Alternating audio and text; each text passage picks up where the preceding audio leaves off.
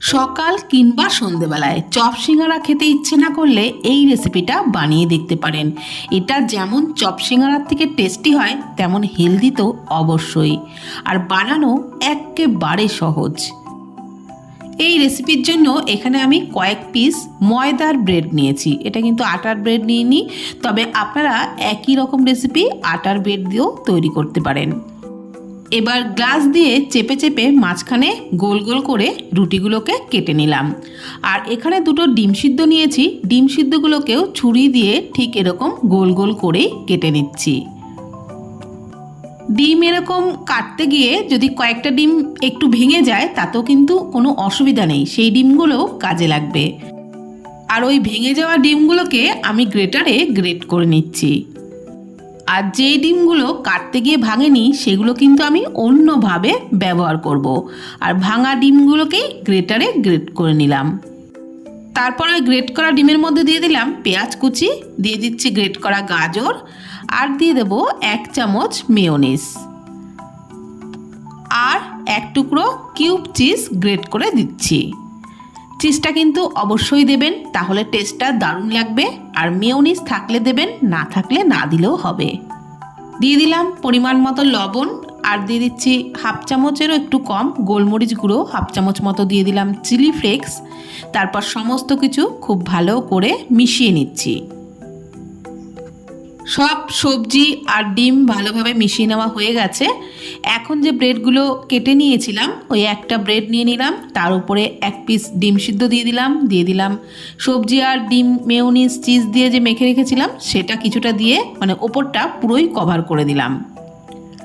আর তার উপরে আরেকটা ব্রেডের উপরে একটু জল মাখিয়ে নিচ্ছি, যাতে এটা ওই ব্রেডটার উপরে চাপাতে সুবিধা হয়, মানে দুটো ব্রেড যাতে একসঙ্গে লেগে যায়, তো সেই কারণে একটু জল লাগিয়ে নরম করে নিতে হবে। তারপর দুটো ব্রেডকেই চাপিয়ে দিলাম। আর এইবার একই রকমভাবেই কিন্তু আমি সবগুলোকেই তৈরি করে নিচ্ছি। বন্ধুরা, এখানে কিন্তু সবজিও যেমন পড়ছে তেমন সিদ্ধ ডিমও পড়ছে, তাহলে এটা নিশ্চয়ই চপ সিঙ্গারা থেকে অনেক হেলদি রেসিপি, আর টেস্টি তো অবশ্যই হবে। এখন একটা গোলা বানিয়ে নেব। তার জন্য একটা বোলের মধ্যে 1/2 কাপের থেকেও একটু কম ময়দা দিয়ে দিলাম পরিমাণ মতো লবণ, চিলি ফ্লেক্স, আর পরিমাণ মতো জল দিয়ে একটা মিডিয়াম ঘনত্বের ব্যাটার রেডি করে নেব। আর এটা টেস্টি আর হেলদির পাশাপাশি একেবারে কিন্তু এটা নতুনত্ব, এটা আপনারা বাড়িতে গেস্ট আসলেও ঝটপট বানিয়ে দিতে পারেন। এখন ব্যাটারটা তৈরি করে নেওয়া হয়ে গেলে যে ব্রেড চপগুলো বানিয়ে রেখেছিলাম সেটা ওই ব্যাটারে ডুবিয়ে তারপর ব্রেড ক্রাম্বসের মধ্যে কোট করে নিচ্ছি। খুব ভালো করে চারি সাইডটা ঘুরিয়ে ঘুরিয়ে ব্রেড ক্রাম্বসটা লাগিয়ে নিতে হবে, যাতে কোনো দিকেই ফাঁকা না থাকে।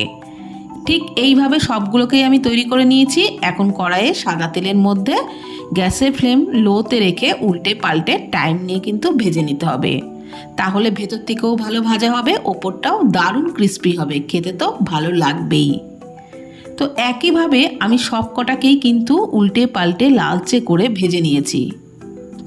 আর এটা শুধুই খাওয়া যায়, এর সাথে কিন্তু আর কিছুরই প্রয়োজন হয় না। তবু আপনারা চাইলে একটু টমেটো সস দিয়েও খেতে পারেন, খেতে দারুণ লাগে। তাহলে বন্ধুরা, একঘেয়ে চপ সিঙ্গারা তো খাওয়া হয়ই, কিন্তু মাঝে মাঝে একটু অন্য কিছু খেতে মন চাইলে আপনারা কিন্তু ঝটপট এই রেসিপিটা বানিয়ে দেখতে পারেন। বানানো যেমন সহজ, খেতেও তেমনই টেস্টি হয়। তাহলে ভিডিওটি ভালো লাগলে প্লিজ কমেন্টের মাধ্যমে জানাবেন। ফেসবুক থেকে দেখে থাকলে পেজটি ফলো করে নেওয়ার অনুরোধ রইল। ইউটিউব থেকে দেখলে চ্যানেলটি প্লিজ সাবস্ক্রাইব করে দেবেন। ভালো থাকবেন, সুস্থ থাকবেন, ধন্যবাদ।